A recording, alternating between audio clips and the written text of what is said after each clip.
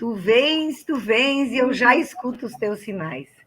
É uma alegria muito grande nessa manhã de sexta-feira, 3 de dezembro, que é o Dia Internacional da Consciência da Condição da Pessoa com Deficiência, um dia tão importante para pensar em inclusão, para pensar em que todas as vidas importam, as vidas negras importam, as vidas indígenas importam, os pobres precisam, a condição de pobreza precisa ser superada no Brasil. Um dia tão importante para pensar em tudo isso, e um dia que nós celebramos o lançamento da nossa Redumane, uma rede brasileira de instituições por instituições educativas socialmente justas e aldeias, campos e cidades que educam. Quando eu estava pensando como é que a gente ia abrir esse momento, eu pensava no movimento que nós fizemos nesse ano, a rede que a gente apresenta hoje para esse grande público, para esse grande país, para companheiros de vários países do mundo que estão nos acompanhando, começou lá no primeiro semestre. Mas depois eu pensei no Mais Educação, né, que foi um marco importante para pensar a educação como humanização, para superar essa perspectiva que o mercado impõe ilusoriamente como saída para a educação brasileira, das métricas, das listas de conteúdos. Né? Mas depois eu fui mais longe, e eu acho que nós começamos esse movimento lá no Manifesto dos Pioneiros da Educação Nova, em 1932, quando homens e mulheres que amam esse país, que respeitam esse país, que querem ver esse país de pé, soberano, independente, e para isso tem que ter emancipação da população através da educação, se juntaram para escrever a primeira grande carta pública dizendo que educação é importante, dizendo que educação é fundamento, e não qualquer educação, não instrução. Né? Instrução até pode compor esse grande espectro, né? Mas é muito mais do que instrução. Né? É processo de construção de ser gente, para poder conviver em sociedade. Né? É fazer aquilo que a nossa Constituição de 88 consagrou. E ela consagrou a ideia do pleno desenvolvimento da pessoa, do desenvolvimento, né? Do exercício da cidadania, que não vai se dar com alguém sentado ouvindo e só respondendo aquilo que o professor quer ouvir em testes e provas, né? E que também fala da preparação para o trabalho. E trabalho entendido também como processo de humanização. Então, é com muita alegria que a gente vai puxando esses fios que vêm lá de 32, em todos os movimentos, em sala de aula, nas redes de ensino, em todas as lutas de professores por salário, por condições de trabalho, em todas as lutas por ampliação da universidade, das escolas federais, em toda a luta pela educação infantil, pela educação integral.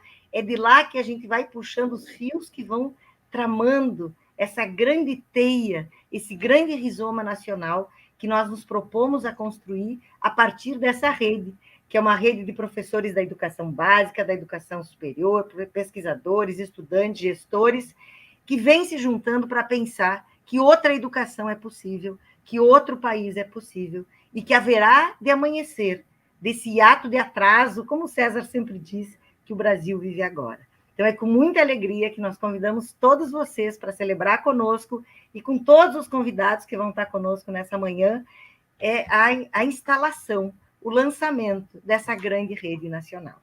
Muita gente já está aqui conosco, tem muita mensagem bonita, e a gente não tem a menor dúvida de que nós estamos, sim, de novo inaugurando um outro tempo. Tá? Nesse país de intervalos democráticos, nesse país em que sempre se interrompem os grandes projetos educacionais para depois dizer que a escola não funciona, para depois importar modos de resolver os problemas que são criados pelas próprias interrupções. Nós queremos a maioridade institucional das escolas de educação básica. Nós queremos que a educação pública não seja simplesmente objeto de desejo do mercado. Né? Desde os tempos em que a educação estava lá nos negócios do Estado. Né? Com Getúlio é que passa a ser a educação, mas a gente sabe que relação é essa. É óbvio que o dinheiro da educação mexe na economia. É óbvio que o dinheiro da educação pode produzir, enfim, ser muito importante nos arranjos produtivos, educativos, né, locais, regionais, mas é preciso que esse recurso impacte na qualidade e construa a igualdade das condições de acesso e permanência que a nossa Constituição também prevê desde 88. Então, é com grande alegria que a gente celebra, nessa manhã, a instalação desta grande rede para a qual todos, todas e todos estão convidados, que é a Rede Humane. Professor César, companheiro de luta, de jornada, de resistência, por favor. Eu quero saudar a Jaqueline Moll, nossa grande professora e liderança na constituição desse universo de valores, desse construto axiológico que se chama Rede Humane, Rede de Educação pela Humanização, pela Democracia, e que assumiu, como ela já bem lembrou, o slogan de identidade, uma rede brasileira por instituições educativas socialmente justas e aldeias, campos e cidades que educam. A própria dinâmica de escolher o nome foi um longo processo democrático, consultivo, desde o começo do ano, desde março desse ano, nós estamos trabalhando, reunindo-nos de maneira virtual para apresentar e chegar no dia de hoje. Por isso, o meu coração está transbordante, né, de ansiedade para produzir esse ramalhete de palavras, de discursos, de narrativas, para colocar, né, na virtualidade desse nosso tempo uma proposta esclarecida, política e pedagogicamente, mas, ao mesmo tempo, amorosa, tal como prescrevem algumas características da nossa cultura e tal como inspira o nosso patrono da educação brasileira, Paulo Freire. Eu, numa passagem, viajando com o Paulo Freire de Campinas a São Paulo, ele parou num lugar para tomar uma garapa e olhou para mim e me disse: Cezinha, nenhum dia de minha vida passou-se sem que alguém me acusasse de coisas que eu não sou, de coisas que eu não fiz. Nenhum dia de minha vida. Eu fiquei impactado. Ele tomou mais um gole da garapa, passou a mão assim na boca e disse: mas nenhum dia da minha vida passou-se sem que eu respondesse de maneira serena e firme, de maneira amorosa, que eu não sou o que me acusam e que eu não faço o que me dizem, porque a gente precisa o tempo todo fazer essa resistência a tudo que se faz. A Rede Humane é essa resistência.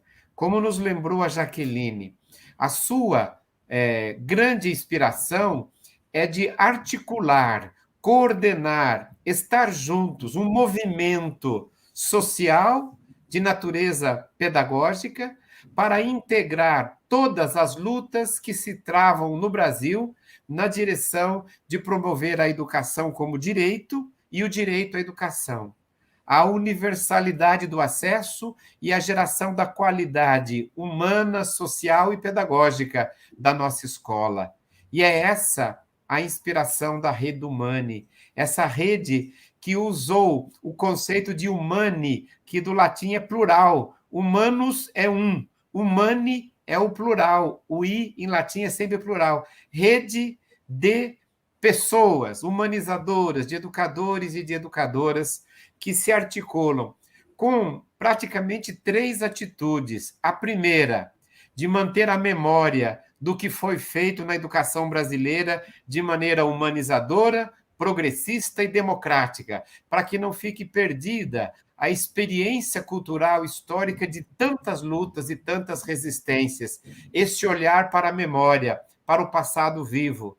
Segundo, para dar as mãos, o olhar do presente, para que a gente não lute cada um no seu lugar individualmente, mas que a gente possa, como dizia aquela trágica, mas ainda forte afirmação, ninguém solta a mão de ninguém, sobretudo na conjuntura que nós vivemos. O olhar para a memória, dar as mãos do presente e o olhar para o futuro. No dizer de Eduardo Galeano, o futuro é um horizonte que nos inspira a ir até lá, mas ao chegar até lá, ele continua adiante, porque o horizonte existe para fazer a gente continuar caminhando, não para chegar, porque a vida é essa caminhada sempre. Então, nesse sentido, a Rede Humane congrega todas as experiências historicamente acumuladas na direção da educação como direito e como humanização. Ela articula todos os movimentos que desejarem, de maneira livre, agregarem-se para sentir mais força.